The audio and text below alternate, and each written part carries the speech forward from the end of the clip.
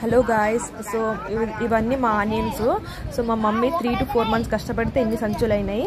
So చాలా రోజుల తర్వాత వీళ్ళు వచ్చారన్నమాట తీసుకోపోవడానికి.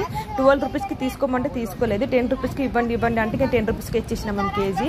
సో మేము ఇంకా 10 రూపీస్కి ఇచ్చేసినాము గాయస్. మా మమ్మీ కష్టపడినందుకు మాకు అసలు కొంచెం కూడా ఫలితం రాలేదు. కూలీలకు ఇవ్వడానికి, మళ్ళీ ఆనియన్స్కి బిందులు అవి పెట్టడానికి చాలా డబ్బులు అయినాయి గాయస్. నిజంగా చెప్తున్నాను.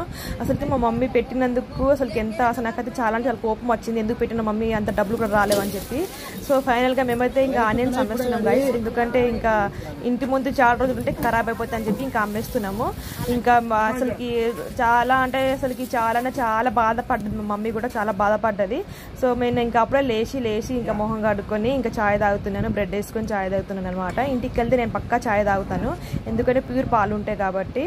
సో నాకైతే అసలు చాలా బాధగా అనిపించింది. ఇంకా నేను ఇంటి లోపలికి వచ్చి మా వాడితో ఆడుకుంటున్నాను. వాడితో కొంచెం టైం స్పెండ్ చేస్తే కొంచెం మైండ్ డైవర్ట్ అవుతుంది అని చెప్పి ఇంకా వాడితో ఆడుకుంటున్నాను.